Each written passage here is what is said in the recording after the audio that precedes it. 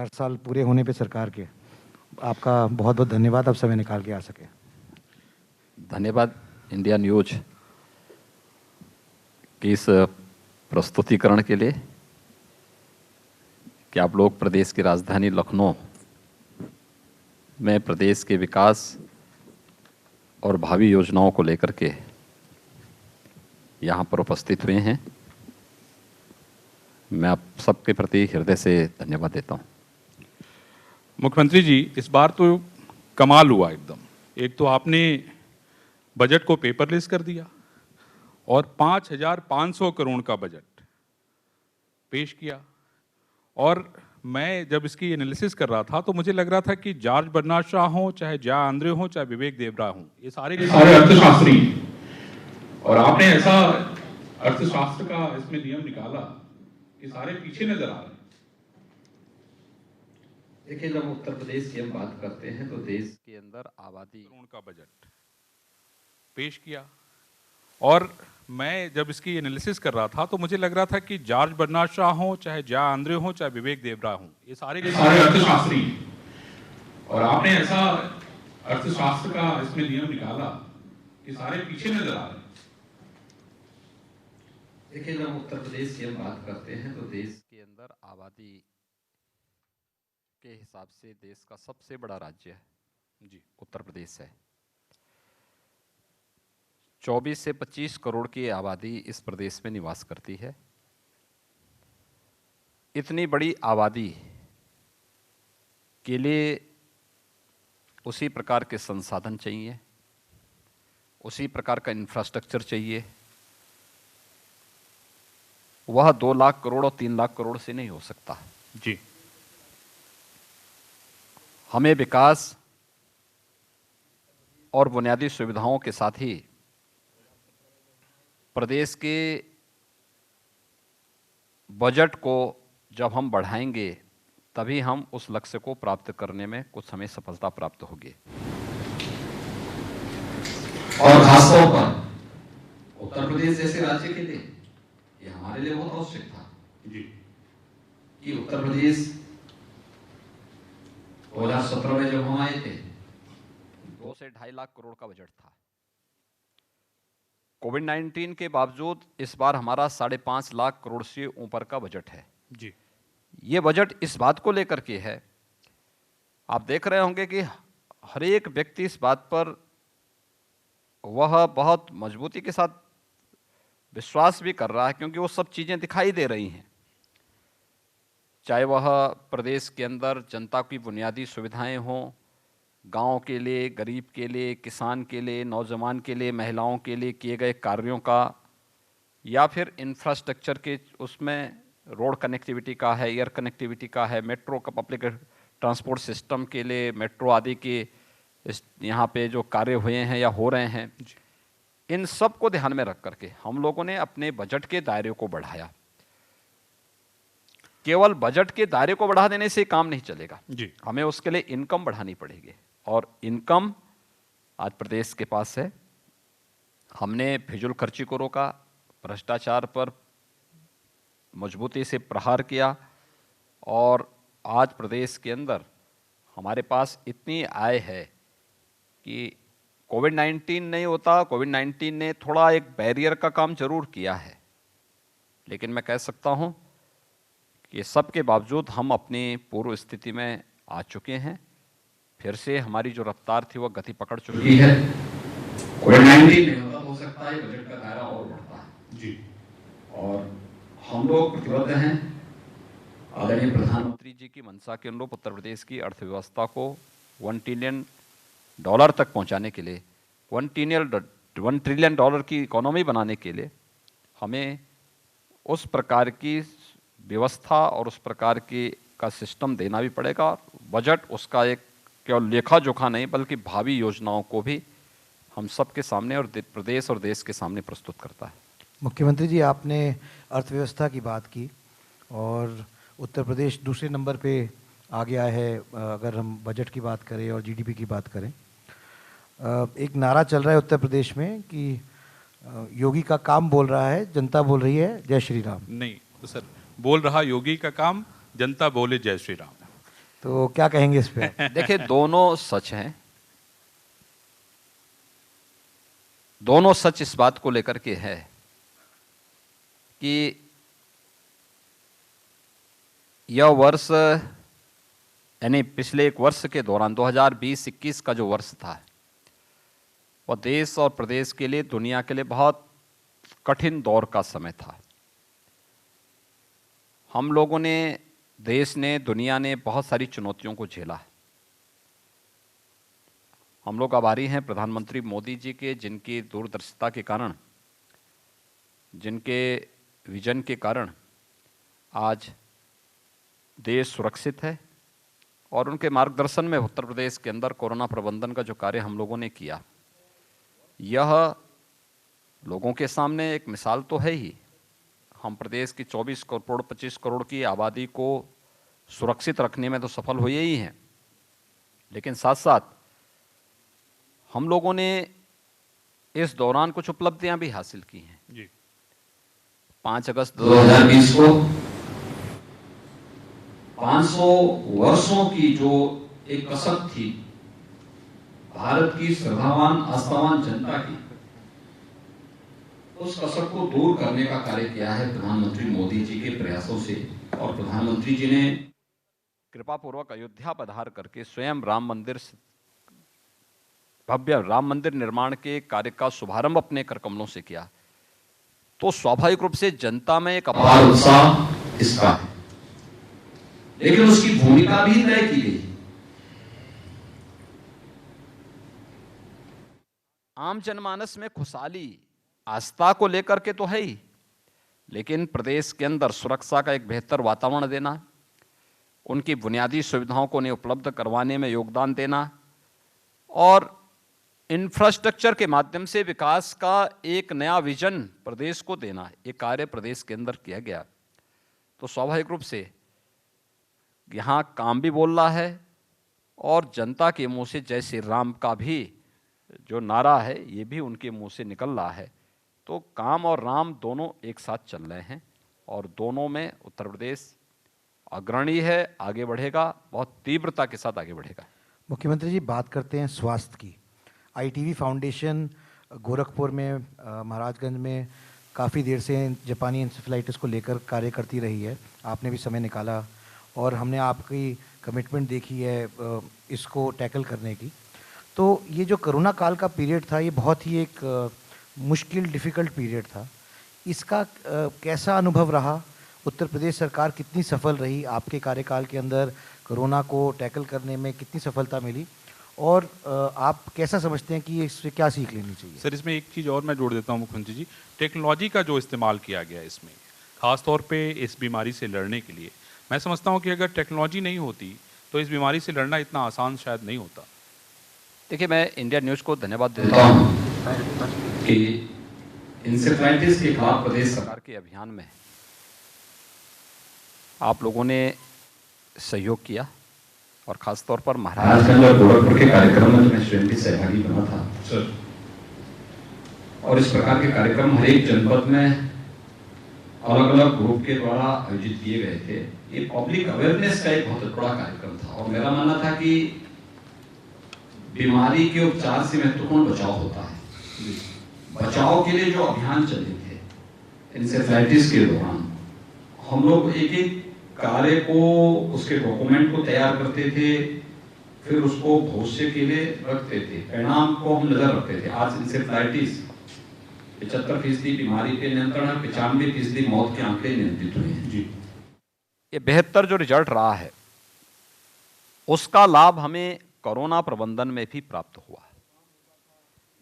Corona के दौरान भी हम लोगों ने अलग अलग टीमें गठित की थी, और पूरी जवाबदेही और पूरी प्रतिबद्धता के साथ वे काम करती थी। जैसे मंत्रिमंडल की टीम पॉलिसी बनाती थी, उनका काम पॉलिसी बनाने का था, वो पॉलिसी बनाने का काम अपना करते थे। इसी प्रकार से जो काम होता था आपके जो है हमारे जो प्रशासनिक और पुलिस के अधिकारियों की एक टीम हमने बनाई थी, टीम 11 के नाम पे। ये टीम दो दो तीन तीन चार चार विभागों को मिलाकर के एक व्यक्ति को जिम्मेदारी दी गई थी। इसलिए हमने सभी 11 लोगों की जो टीम थी वो प्रदेश के सभी विभागों को उन 11 लोगों में हमने समाहित किया था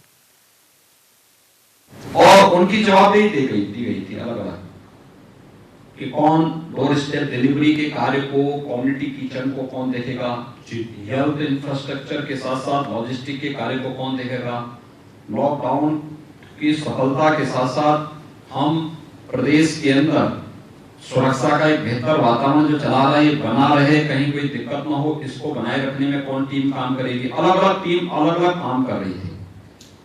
तो टीम 11 काम करती थी। मेरी नित्य इनके साथ सुबह 2 घंटे की इनके साथ मेरा संवाद और बैठक नियमित फिजिकली होती थी, आमने सामने बैठ के चर्चाएं होती थी। और फिर मैं दिन भर हर एक जनपद से फीडबैक देता था। ये टीम मुझे रिपोर्ट करती थी और इसकी रिपोर्ट के बाद फिर मैं जिलों से भी पूछता था ये क्या है। हम लोगों ने इस दौरान टेक्नोलॉजी का बेहतर उपयोग भी किया। खासतौर पर कोविड प्रबंधन में प्रधानमंत्री मोदी जी ने भी जो वहां पर उस समय जो सॉफ्टवेयर ऐसे डेवलप किए कि अगर कोई कोरोना पॉजिटिव व्यक्ति कहीं किसी के आसपास आ जाए तो अपने आप अलर्ट होने लगता था कि कोई कोविड पॉजिटिव व्यक्ति इसके आसपास है। और ये जानकारी वहां पर मौजूद लोगों के अलावा प्रशासन और हमारी मशीनरी को भी हो पाता था। एक हम लोगों ने ऐसा भी सॉफ्टवेयर विकसित किया कि अगर कोई व्यक्ति कहीं जांच करा रहा है, उसने उसका सैंपल लिया गया, उसका कोविड पॉजिटिव आया, तो कोविड पॉजिटिव आने भर से ही उसका जहां कहीं वो जाता था अलर्ट होने लगता था जी। तो ये एक बहुत अच्छा लाभ उसका एक रहा। दूसरा, हम लोगों ने इसका जो बेहतरीन लाभ और लिया कि ऐसे लोगों की रिपोर्ट को भी हम लोग ऑनलाइन भेजना प्रारंभ किए। किसी ने जांच कराई, उसकी रिपोर्ट सीधे उसके पास तक पहुंच गई, लेकिन साथ साथ उसकी रिपोर्ट हमारे पास भी होती थी। तो एक वह व्यक्ति स्वयं क्वारंटीन हो जी, अगर नहीं हो रहा है तो जहां कहीं जाएगा वो अलर्ट आने लग जाएगा जी, ये भी दूसरी सुविधा थी जी। ऐसा हम लोगों ने हर जिले में integrated command and control centre बनाए सर, एक एक चीज को लेकर के, कोविड में टेस्टिंग को लेकर के, ट्रीटमेंट को लेकर के। ये कार्यक्रम हमारे उसके माध्यम से होते थे। हॉस्पिटल में व्यक्ति एडमिट है, उसका हालचाल लेना, वहाँ पे डॉक्टर जा रहे हैं कि नहीं जा रहे हैं, उनको अच्छा भोजन मिल रहा है कि नहीं मिल रहा है, अन्य सुविधाएं वहाँ मिलने की नहीं मिल रही, इन सब चीज़ों की जानकारी भी हम उसके माध्यम से करते थे। ये सभी कार्यक्रम हमारे इसके माध्यम से चलते रहते थे। तो ये कार्य हम लोगों ने उसके माध्यम से वहाँ पर integrated command and control centre के माध्यम से किए, जो आज भी हमारे फंक्शनल हैं और वो बेहतर तरीके से कर रहे हैं। तीसरा, हम लोगों ने वर्चुअल आईसीयू प्रारंभ की।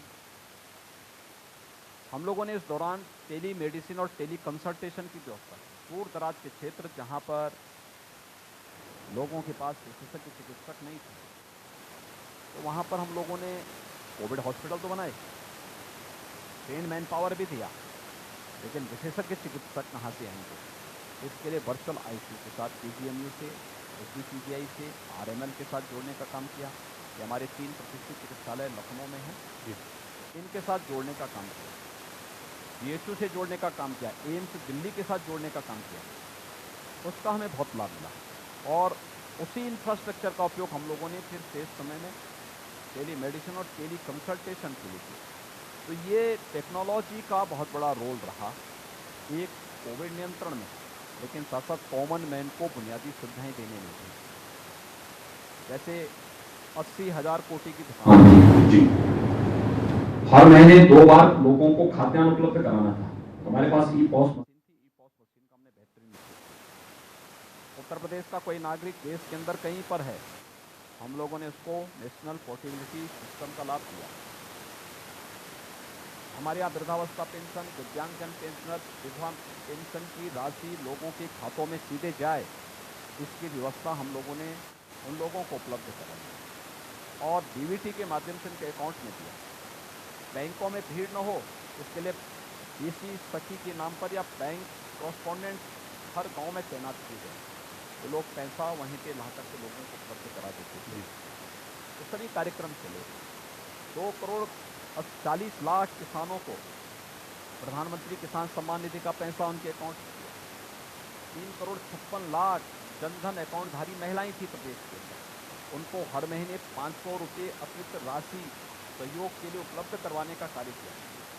54 लाख हम लोगों ने प्रदेश के अंदर जो माइग्रेंट लेबर आए थे या यहाँ के जो हमारे निवासी कामगार मजदूर थे या फिर स्ट्रीट वेंडर्स थे, इन लोगों को भी भरण पोषण भत्ता हमने डीबीटी के माध्यम से दिया। अगर ये सब नहीं होता बहुत कठिन है। महामारी से झेलने में, रिस्क को सामना करने में चैलेंज होता। टेक्नोलॉजी ने हमारी राह को आसान किया और हमने टेक्नोलॉजी को अपना करके इन सभी समस्याओं का समाधान का मार्ग भी प्रशस्त किया।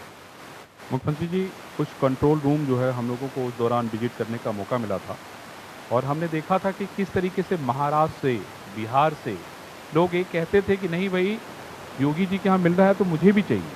ये मेरे सामने का उदाहरण है। एक महिला ने हमारे सामने बिहार से फ़ोन किया कि भाई योगी जी सबको दे रहे हैं तो मुझे भी दें। तो ये एक अद्भुत घटना है राजनीति। देखिए, ये विश्वास की बात। भगवान चाहें, भगवान ऐसी कृपा करें कि किसी के ऊपर इस प्रकार का संकट ना आए। जी, लेकिन हमारे सामने एक अवसर भी था सेवा का एक बेहतरीन उदाहरण प्रस्तुत करने का। और हमारी सरकार ने, हमारे सहयोगियों ने, प्रदेश की जनता ने उस समय सेवा का जो बेहतरीन उदाहरण प्रस्तुत किया, यह देश में एक मानक बना। लोगों ने इस बात को कहना शुरू किया।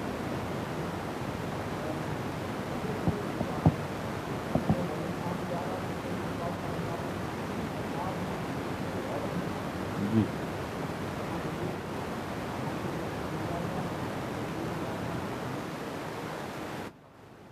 और आपने पहुंचाया। हजारों छात्रों को आपने कोटा से लाने का काम किया और उनके घर घर तक, बहुत सारे लोग ऐसे थे जो बिहार तक के थे, उनको भी उनके घर तक पहुंचाए, जबकि इसमें बड़ी राजनीति भी हुई। और लॉकडाउन प्रारंभ होते ही दिल्ली से अचानक लाखों की संख्या में कामगार और श्रमिक निकल पड़े। जी, हमें पहले उस चरण में उनकी व्यवस्था करनी पड़ी।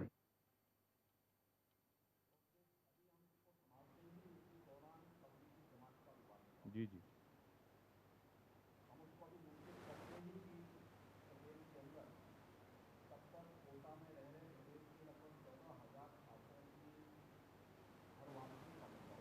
जी,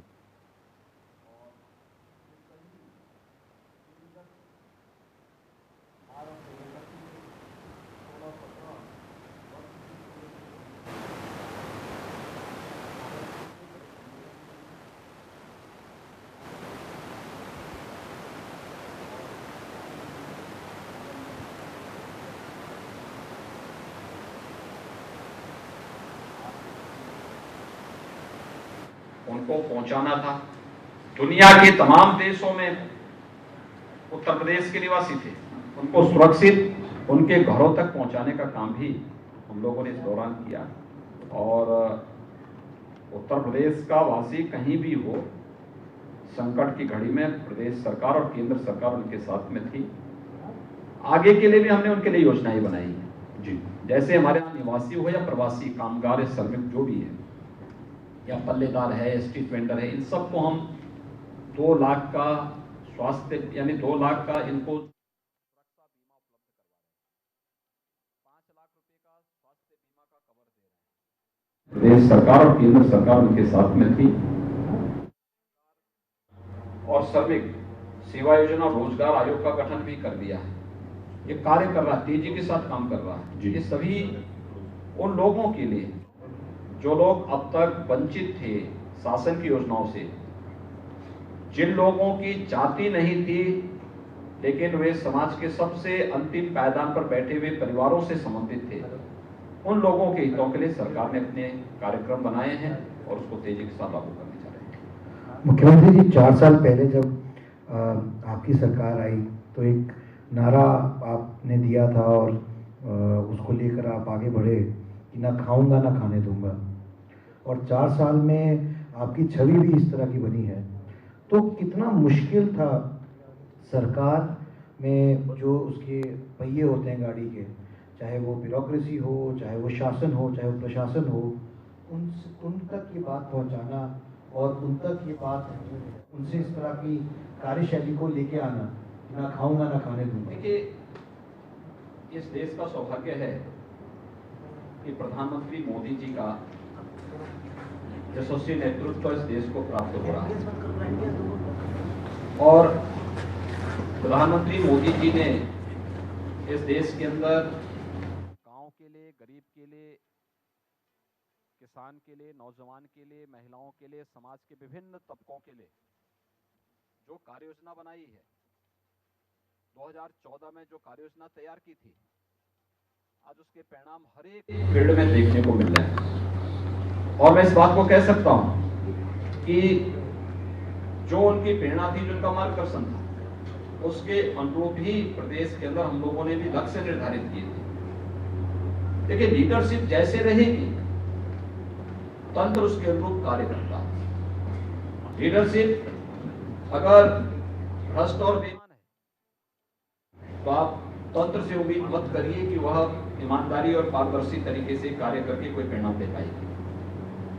जो कि लीडरशिप केंद्र और प्रदेश की पूरी ईमानदारी और पारदर्शी तरीके से कार्य करने के लिए प्रतिबद्ध थी और प्रतिबद्धता के साथ कार्य कर रही है, तो तंत्र भी उसके साथ साथ जुड़ करके काम करके और परिणाम देने लग गया।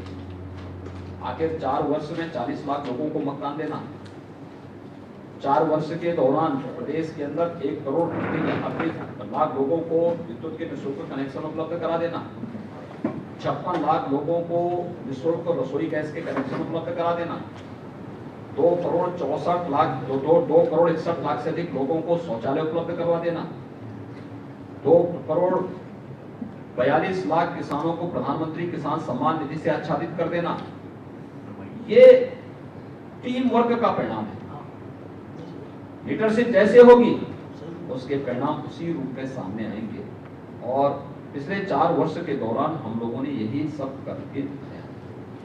जब ऑपोजिशन का काम तो खैर क्रिटिसाइज करना है तो क्रिटिसाइज करती ही है, उनका काम है, लेकिन लोगों में एक इस तरीके की धारणा थी कि आप जब मुख्यमंत्री बने तो आपकी शैली, आपकी भाषा, आप भगवा धारण किए हुए थे और क्या होगा, किस तरह की सरकार चलेगी, और आपने एक डेवलपमेंट को एक मुद्दा बनाकर, एजेंडा बनाकर चलाया सरकार। इसको आप किस तरीके से देखते हैं, खासकर इसलिए क्योंकि ये आपकी इमेज या के हिसाब से लोग नहीं मान रहे थे कि आप प्रो डेवलपमेंट रहेंगे और प्रो डेवलपमेंट के प्रति काम करेंगे, और क्योंकि आपकी छवि को अलग तरीके से प्रोजेक्ट किया गया। जिसने भारत की परंपरा के बारे में जाना नहीं है, वे भारत के बारे में इसी प्रकार की धारणा बनाते हैं, या जो भारत को समझा नहीं, समझने का प्रयास नहीं करता, वे इसी प्रकार की धारणा बनाते हैं। स्वाभाविक रूप से उत्तर प्रदेश के बारे में भी, मेरे बारे में भी यही धारणा थी। उत्तर प्रदेश के अंदर आजादी के बाद से और पिछले 30 वर्षों के दौरान जो सरकारें आई, जिस प्रकार की कार्य पद्धति थी, उसको देखते हुए तो लोगों ने यही मान लिया था कि वास्तव में उत्तर प्रदेश में डेवलपमेंट की सोच नहीं है।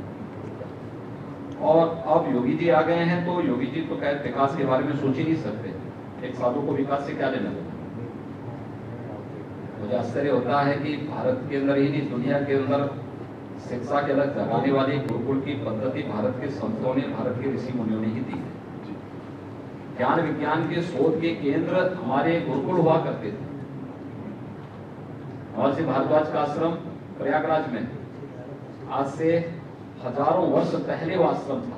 देश दुनिया की पहली गुरुकुल है और महर्षि भारद्वाज पहले ऋषि हैं जिन्होंने विमानन शास्त्र पर उस समय शोध करके दुनिया को अलग अलग प्रकार के विमानों की संरचना के बारे में बताया।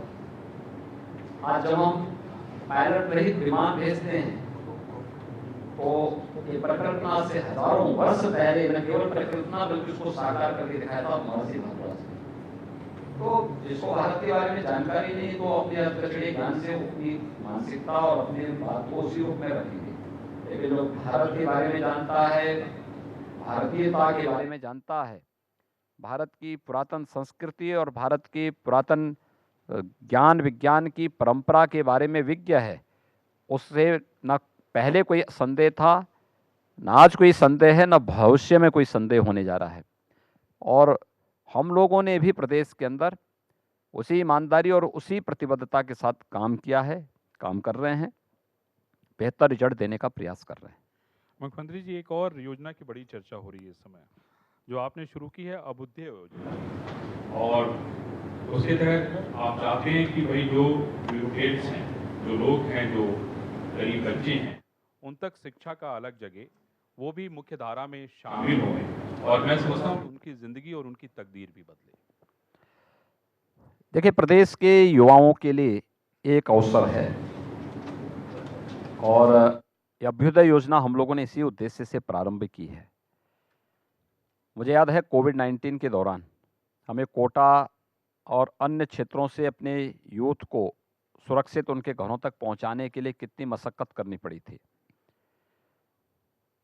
कोविड-19 के खिलाफ लड़ाई अब अंतिम चरणों में चल रही है, लेकिन हमें सावधानी और सतर्कता तो बरतनी पड़ेगी। इस सावधानी और सतर्कता को ध्यान में रखने के लिए ही हम लोगों ने व्यवस्था की है। बहुत सारे छात्र ऐसे हैं जो अपने घरों में रहते हैं, पारिवारिक स्थिति ऐसी नहीं होती कि वो अच्छे कोचिंग संस्थान में जाकर के पैसा दे सकें। वह यूपीएससी की तैयारी कर रहा है, वह स्टेट जैसे यूपी पीएससी की तैयारी कर रहा है, वह नीट की तैयारी कर रहा है, आईआईटी जेई की तैयारी कर रहा है, या फिर एनडीए या सीडीएस की तैयारी कर रहा है, या बैंकिंग या किसी भी अन्य प्रकार की सर्विसेज के लिए वह तैयारी कर रहा है। उसके सामने ये भाव, पहले ही उसके मन में ये भाव आ जाता था कि देखिए साहब, अन्य लोगों के पास सुविधा है, वे लोग अच्छे कोचिंग सेंटर में जा करके अपना पूरा उस कोर्स के बारे में जानकारी ले रहे हैं, लेकिन मेरे पास मेरा पारिवारिक स्थिति ऐसी नहीं कि मैं उसके बारे में वो कर सकूं, और कोई गाइड करने वाला नहीं था। हम लोगों ने कहा बिना भेदभाव के हम लोग प्रदेश के अंदर अभ्युदय की एक योजना चलाएंगे। अभ्युदय नाम ही हमने इसलिए रखा है, अभ्युदय का मतलब सांसारिक उत्कर्ष से है। वह अपने सांसारिक जीवन में विकास के पथ पर अग्रसर हो सके, इसके मार्गदर्शन के लिए हम लोगों ने अभ्युदय योजना प्रारंभ की है। पहले चरण में हमारे 18 कमिश्नरी में योजना प्रारंभ हुई है, और इसके परिणाम की समीक्षा के साथ ही हम लोग फिर इसको जनपद स्तर पर भी लागू करने का कार्य कर रहे हैं। वो बहुत अच्छे उसके रिजल्ट हैं। हम लोग उन सभी यूथ को जो इसमें पात्रता की श्रेणी में आते हैं, उन सबको टैबलेट भी उपलब्ध करा रहे हैं, वे यूथ अच्छे ढंग से। और हमने इसमें दोनों व्यवस्था दी है कि आप फिजिकली भी क्लास अटेंड कर सकते हैं और वर्चुअली भी कर सकते हैं। ये सभी चीज़ें हम उसके साथ दे रहे हैं। तो अभ्युदय योजना यूथ के लिए बहुत लोकप्रिय योजना बनती जा रही है, और ख़ासतौर पर प्रतियोगी परीक्षाओं की तैयारी करने वाले छात्र छात्राओं के लिए तो एक अभिनव योजना है। सर, कल महिला दिवस है, अंतर्राष्ट्रीय महिला दिवस है। मीनाक्षी जी बैठी हैं, आप मीनाक्षी जी वैसे ही सवाल पूछ लीजिए, सर को सुनाई पड़ेगा। बहुत सारी योजनाओं का जिक्र कर रही थी रास्ते में, बोले पिंक बूथ योजना, मैंने देखा बहुत सारे बूथ बने हुए हैं।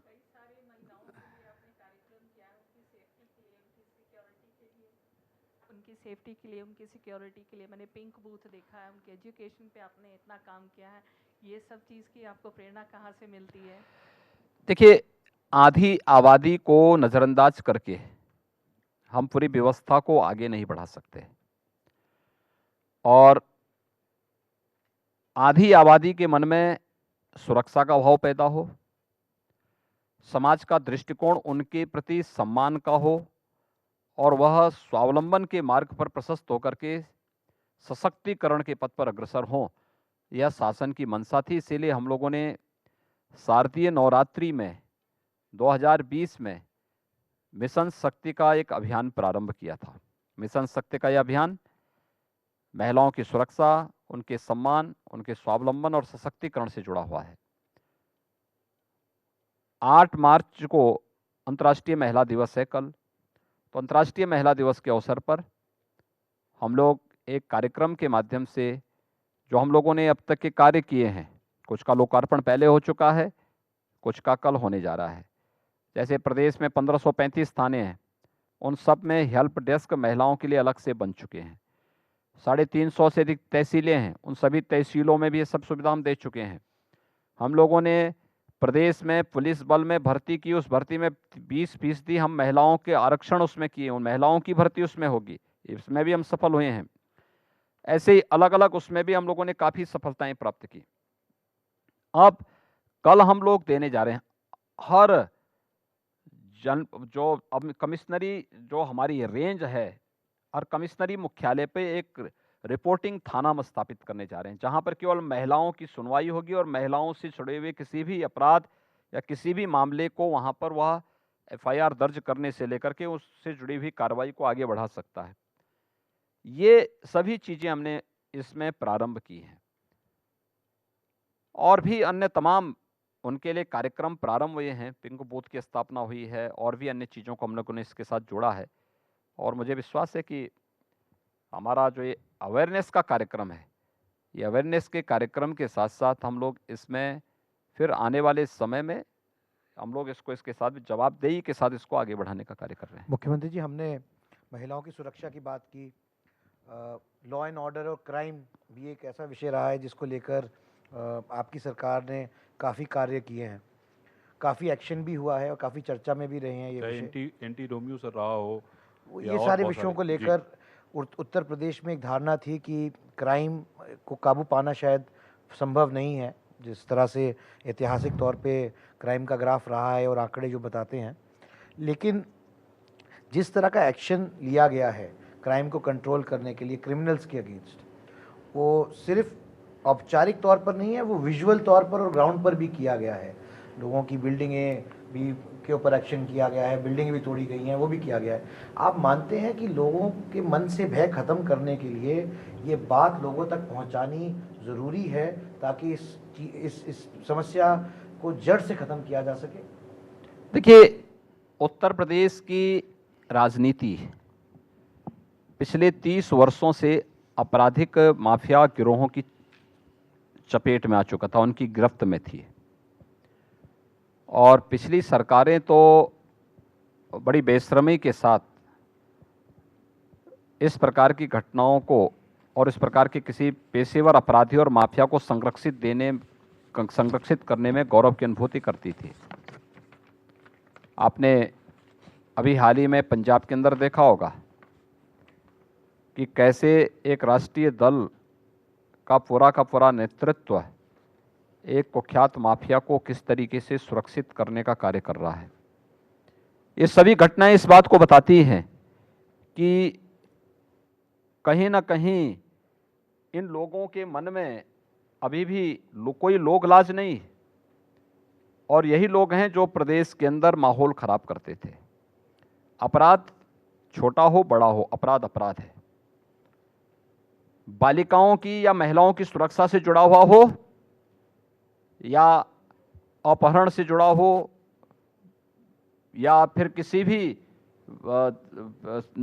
सामान्य नागरिक का या व्यापारी का की जमीन या उसके प्रतिष्ठान पर कब्जा करने का हो, या यहाँ पर अपहरण एक उद्योग के रूप में जो फल फूल रहा था, इसमें पहले दिन से ही हमारी पार्टी ने जो तय किया था कि अपराध और अपराधी के प्रति जीरो टॉलरेंस की नीति के तहत काम करेंगे। जीरो टॉलरेंस की जो हमारी नीति है, और जीरो टॉलरेंस की नीति हम लोगों ने कानून के दायरे में रह करके अपराधी और आपराधिक घटनाओं को उस दायरे में ला करके प्रभावी कार्रवाई की है। आज उसका परिणाम है प्रदेश के अंदर परसेप्शन चेंज हुआ है, और न केवल प्रदेश का नागरिक बल्कि दुनिया का हर एक निवेशक, हर एक नागरिक उत्तर प्रदेश की कानून व्यवस्था को सराहता है। 4 वर्ष होने जा रहे हैं, एक भी दंगा प्रदेश के अंदर नहीं हुआ। 4 वर्ष होने जा रहे हैं हमारी सरकार को, प्रदेश के अंदर ऑर्गेनाइज क्राइम 0 स्तर पर पहुंच चुका है। हर एक स्तर पर आप NCRB के ही डाटा उपलब्ध कराएंगे तो आप देखेंगे कि अकल्पनीय परिवर्तन देखने को मिला है, और इसमें न केवल प्रदेश का बल्कि दुनिया के निवेशकों का भी विश्वास जागृत हुआ है, और उसका लाभ हमें प्रदेश के अंदर प्राप्त हुआ है। मुख्यमंत्री जी, मेरा सवाल इसी से जुड़ा हुआ है। मुख्तार अंसारी को कुछ लोग बचाने में लगे हुए हैं, उनको यहाँ आने नहीं दे रहे हैं। लेकिन विधानसभा में उनकी जो सदस्यता है उसको लेके भी बहुत सारे लोगों ने जो है अपनी एप्लीकेशन वहाँ दे रखी है। माफिया विरोधी मंच के लोगों ने वहाँ एप्लीकेशन दे रखी है, उसकी सुनवाई भी हो रही है, लेकिन अभी भी सदस्यता वो बरकरार है। मुझे लगता है कि क्योंकि काफ़ी दिन वो अनुपस्थित हो गए हैं और जो नियम कहता है वो यही कहता है कि एक निश्चित सीमा तक अनुपस्थित रहने के बाद उस सदस्य की सदस्यता चली जाती है। देखिए, विधानसभा के अपने नियम हैं जी, और विधानसभा को सरकार अपने स्तर पर कोई निर्देश नहीं दे सकती। वो विधायिका का एक मंच है, जनता के द्वारा चुने गए प्रतिनिधियों का एक मंच है। जी, स्वाभाविक रूप से इस प्रकार के मामले अगर हमारे संज्ञान में आएंगे तो हम लोग इसका भी जरूर संज्ञान लेंगे और फिर इसके बारे में जो भी आग्रह अनुरोध होगा इसके बारे में, जिनके पास मामला पेंडिंग होगा उनसे इस बारे में जरूर कहेंगे कि क्या इसकी वस्तुस्थिति क्या है। अभी सरकार के संज्ञान में इस प्रकार के कोई प्रकरण नहीं आए। मुख्यमंत्री जी, मुझे लगता है कि उत्तर प्रदेश अपने आप में पहला प्रदेश होगा जिसने OTT कंटेंट को लेके मुकदमे दर्ज किए। चाहे हम तांडव की बात करें, चाहे हम मिर्जापुर वेब सीरीज़ की बात करें, जिसके जरिए हमारे धार्मिक भावनाओं को भड़काने की कोशिश की जा रही है, उसको तोड़ मरोड़ कर पेश करने की कोशिश की जा रही है, लेकिन इसके बाद भी ये लोग जो है बाज नहीं आ रहे हैं। देखिए, हम आभारी हैं आदरणीय प्रधानमंत्री जी के और भारत सरकार के, जिन्होंने इस समस्या को लेकर के एक संवेदनशीलता दिखाया है जी, और उसको लागू भी किया है। माननीय उच्चतम न्यायालय ने भी इस संबंध में कुछ डायरेक्शन जारी किए हैं। अच्छे परिणाम सामने आएंगे, लेकिन किसी व्यक्ति, किसी संस्था को जन आस्था के साथ, जन भावनाओं के साथ खिलवाड़ करने की छूट नहीं दी जा सकती। हमने तांडव या मिर्जापुर वेब सीरीज के खिलाफ जो कार्रवाई की है, यह इसी को ध्यान में रख कर के की है। आप काल्पनिक घटनाओं के माध्यम से जन आस्था के साथ खिलवाड़ करेंगे, ये चीज़ें स्वीकार्य नहीं है। घटनाएं वास्तविक हों तो भी जन भावनाओं को आपको देखना पड़ेगा, लेकिन यहाँ पे कपोल कल्पित बातों को लेकर के अगर कोई ग्रुप माहौल खराब करने का प्रयास कर रहा है, ये चीज़ें नहीं हो सकती। मुख्यमंत्री जी, पिछली बार आपने नारा दिया था कि अब की बार 300 पार, और इस बार क्या नारा बदल रहा है? देखिए, आप ये मान के चलिए कि 2022 का जो चुनाव होगा, भारतीय जनता पार्टी 2014, 2017, 2019 की ही पुनरावृत्ति करते हुए और अच्छे बहुमत के साथ, अच्छी सीटों के साथ प्रदेश के अंदर चुनाव जीतेगी। कोई संदेह इसमें किसी को नहीं होना चाहिए। और हम लोग प्रदेश के अंदर न केवल चुनाव जीतेंगे, बल्कि यहाँ पे भारतीय जनता पार्टी की सरकार बनेगी और जो कार्यक्रम हमारे चल रहे हैं, वे कार्यक्रम युद्ध स्तर पर आगे बढ़ते हुए दिखाई देंगे। एक नए भारत के, नए उत्तर प्रदेश की जो आधारशिला रख करके उसमें तेजी के साथ कार्य प्रारंभ हुआ है, आने वाले समय में एक नए भारत के, नए उत्तर प्रदेश देश की इकोनॉमी को, देश की आध्यात्मिक और सांस्कृतिक विरासत को एक नई ऊंचाई तक पहुंचाने में अपना योगदान देता हुआ दिखाई देगा। मुख्यमंत्री जी, आप स्टार प्रचारक हैं। बंगाल में आपके भी दौरे हमने देखे, केरल में आपके हमने दौरे देखे। बंगाल में बड़ी चुनौती है, बड़ी लड़ाई है, और आपका पूरा जो भारतीय जनता पार्टी है आदरणीय प्रधानमंत्री जी के नेतृत्व में लड़ रहा है। क्या उम्मीद करते हैं पश्चिम बंगाल से, क्योंकि लगातार पूरा जो आपकी पूरी नेताओं की टीम है, बड़े नेताओं की टीम है, लगातार वहाँ डेरा डाली हुई है कई महीनों से। देखिए, बंगाल में भारतीय जनता पार्टी पूर्ण बहुमत के साथ वहाँ सरकार बनाएगी। आज आदरणीय प्रधानमंत्री जी की कोलकाता में जो रैली थी, अभूतपूर्व भीड़ थी, अब तक की सबसे बड़ी रैली मानी जा सकती है। जनता के मन में प्रधानमंत्री मोदी जी के प्रति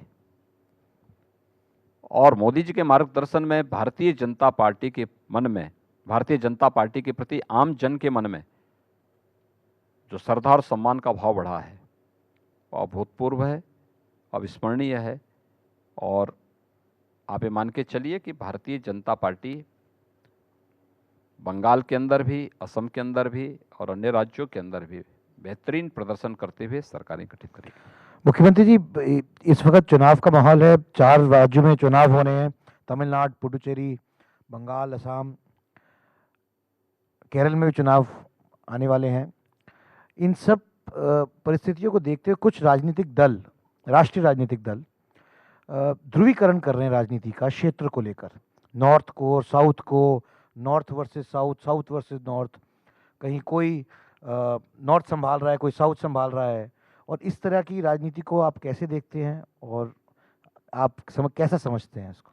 देखिए, जिन लोगों के जीन्स में ही विभाजन है, बंटवारा है, उनसे आप उम्मीद कैसे करते हैं कि वे एकात्मता की बात करें?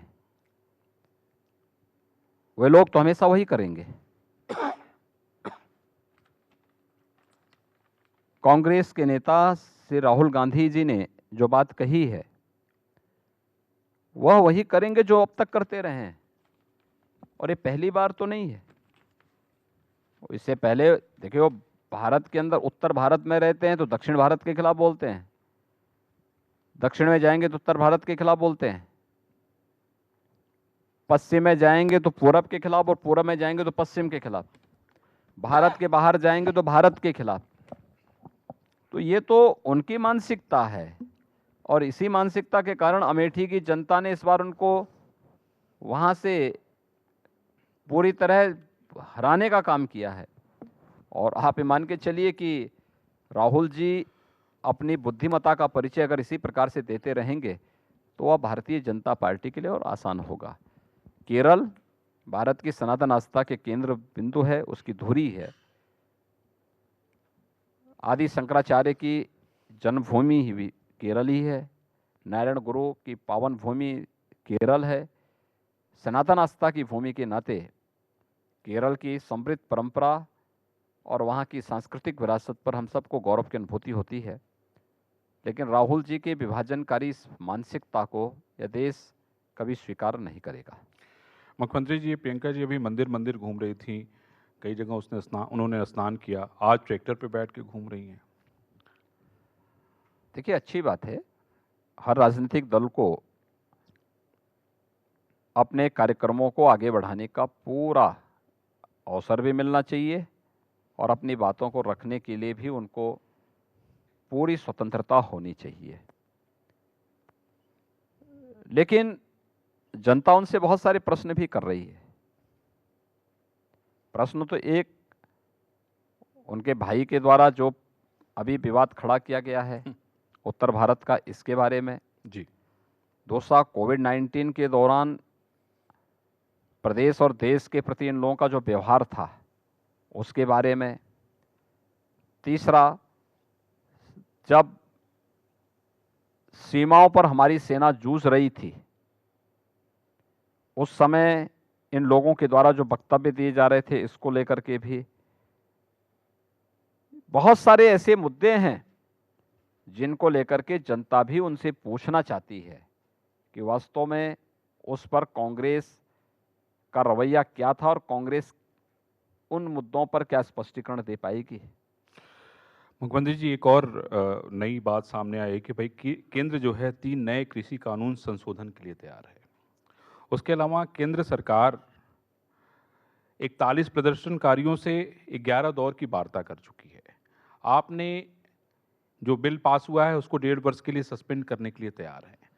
इन सारी बातों के बाद भी किसान आंदोलन जो है वो जारी है, और यही 41 प्रदर्शनकारी, मतलब 41 जो अलग अलग प्रदर्शनकारियों का जो गुट है, वो इस बात को क्यों नहीं समझ पा रहा है कि बैठें, बात करें और देश को आगे ले जाएं, देश को विकास के रास्ते पे ले जाएं।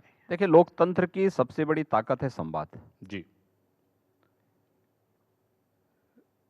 किसान नेताओं के साथ भारत सरकार 11 दौर की बातचीत कर चुका है और भारत सरकार ने बहुत स्पष्ट कहा है कि भाई देखिए, सरकार मुद्दों पर बातचीत करने को तैयार है।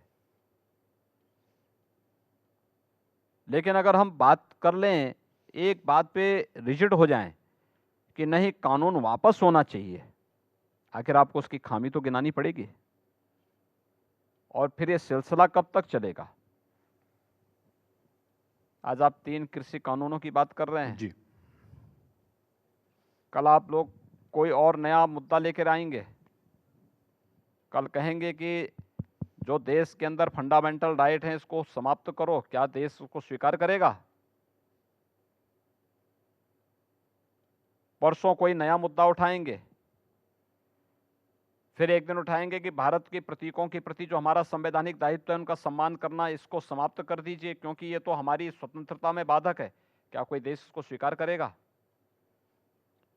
दुर्भाग्य ये है, भोले भाले किसानों के कंधों पर बंदूक रख करके कांग्रेस और उनके सहयोगी दल जो हैं, ये सभी मिलकर के इस षड्यंत्र के पार्ट हैं और इन्हीं के ये चेहरे सामने आ रहे हैं। आप पूछ लीजिए ना, मैं पूछना चाहता हूं जी। कांग्रेस नेतृत्व से ही, वो 3 कृषि कानून के बारे में बता दें। परेशानी क्या है, खामी तो बताएं उसमें, 1 2 3 कुछ भी नहीं बता पाएंगे, नहीं, आपने तो कुछ भी खुला नहीं बता पाएंगे। जी। कॉन्ट्रैक्ट फार्मिंग भारत के अंदर पहले से चल रही है, यूपी में भी चल रही है। जी। किसान की आमदनी को कई गुना बढ़ाना है तो यह आवश्यक है। किसान संगठनों ने इसका ऑर्डिनेंस आने पर स्वागत किया था, लेकिन आज राजनीतिक कारणों से विरोध कर रहे हैं। मंडी,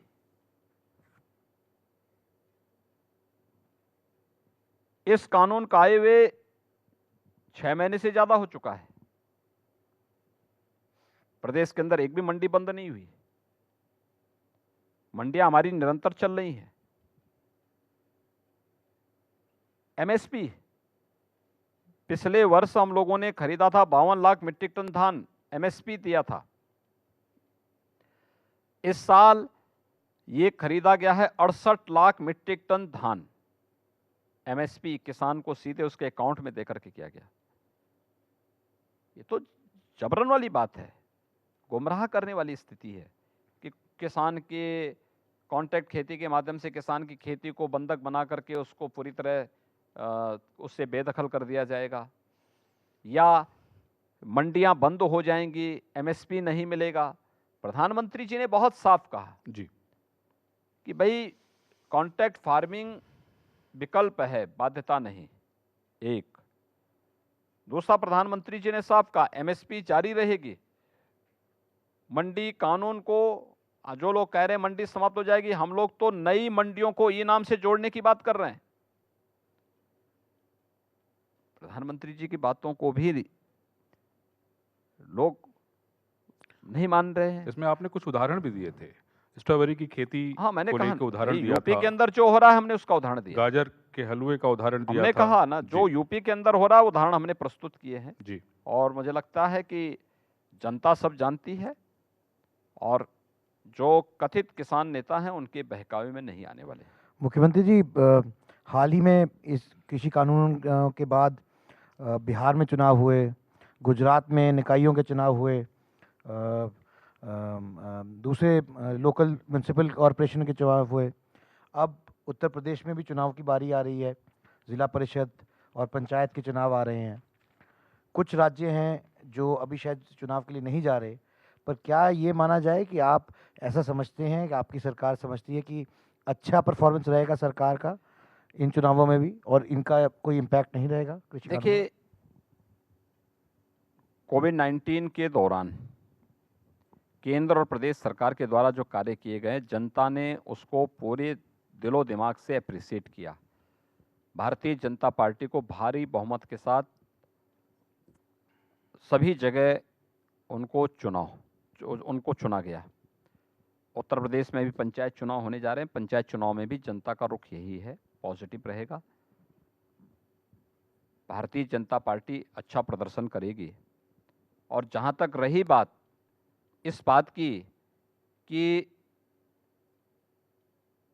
चुनाव में क्या परिणाम रहने वाले हैं, 22 में बीजेपी फुल मेजॉरिटी के साथ, भारी बहुमत के साथ यहाँ पे राज्य में सरकार बनाएगी।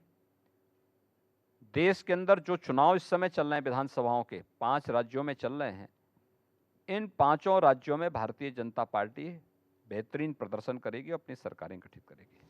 मुख्यमंत्री जी, हम उम्मीद करेंगे कि आपने जो पिछला नारा दिया था अब की बार 300 पार, और इस बार का आपका जो नारा है अब की बार 350 पार, शायद उस लक्ष्य को आप लोग पाएं। आपने इतना अमूल्य समय इंडिया न्यूज़ को दिया, बात की। आईटीवी ग्रुप की तरफ से आपको बहुत बहुत धन्यवाद। धन्यवाद आपको, बहुत बहुत धन्यवाद। जो आपने यहाँ पर अभी बात कही है जी, उत्तर प्रदेश, और हम उत्तर प्रदेश की जनता के आशीर्वाद से, भारतीय जनता पार्टी के कार्यकर्ताओं की मदद से भारतीय जनता पार्टी इस लक्ष्य को जरूर प्राप्त करेगी, इसमें कोई संदेह नहीं होना चाहिए। इंडिया न्यूज़ को मैं इस आयोजन के लिए हृदय से धन्यवाद देता हूँ। मुख्यमंत्री जी, ये हमारे वन इंडिया कार्यक्रम का आज हिस्सा है। हमारे 12 चैनल में करोड़ दर्शक बंगाल से लेकर गुजरात तक, पंजाब से लेकर असम तक आज ये कार्यक्रम देख रहे हैं। तो अगर जाते जाते एक आखिरी शब्द अपनी तरफ से आप सारे दर्शकों के एक लिए संदेश दे दें। कोई संदेश देना चाहें। देखिए, इंडिया न्यूज़ से जुड़े हुए जितने भी हमारे दर्शकगण हैं, मैं उन सब से इसी बारे में अपील करूंगा कि आज भारत दुनिया की एक नई ताकत के रूप में उभर रहा है। प्रधानमंत्री मोदी जी के परिश्रम से, प्रयास से और उनके विजन से आज वैश्विक मंच पर भारत की जो प्रतिष्ठा बढ़ी है, हर भारतीय को चाहिए कि उससे उसका गौरव तो बढ़ा है, लेकिन हमें भी प्रधानमंत्री जी के विजन के साथ, उनके परिश्रम के साथ जोड़ करके अपने अपने फील्ड में कार्य करना होगा। ईमानदारी के साथ अपनी प्रतिबद्धता को आगे बढ़ाना पड़ेगा। ये हम सबकी सामूहिक जिम्मेदारी बनती है। विश्वास के साथ मैं कह सकता हूं कि अभी जो चुनाव होने जा रहे हैं, इन चुनावों के बाद देश के अंदर एक जो नया माहौल आएगा, क्योंकि तब तक हम लोग कोविड-19 के खिलाफ 1 वर्ष की लंबी लड़ाई के साथ एक बहुत बड़े तबके को वैक्सीन उपलब्ध करा करके सुरक्षित कर चुके होंगे, जिसमें हेल्थ वर्कर्स और फ्रंट लाइनर जितने भी हैं, ये सभी लोग इससे आच्छादित हो चुके होंगे। एक लंबी लड़ाई इस प्रकार की कोरोना प्रवृत्ति के तत्वों के खिलाफ भी लड़ने की तैयारी हम सबको करनी पड़ेगी। इंडिया न्यूज़ एक सकारात्मक पहल को आगे बढ़ा रहा है। मैं सभी ग्रुप को और इंडिया न्यूज़ से जुड़े हुए सभी दर्शकों के प्रति भी अपनी शुभकामनाएं देता हूं। धन्यवाद जी। बहुत बहुत थैंक यू सर। सर, मेरी किताब 3 भाषाओं में आ गई है प्रधानमंत्री जी की, तो मैं चाहता हूं कि सर उसको जरा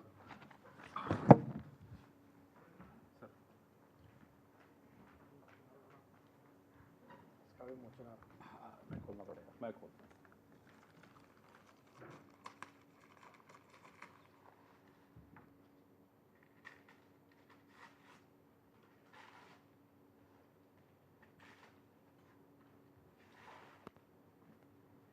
ये तो हमने आपको हिंदी हाँ, मेरे पास आ गया।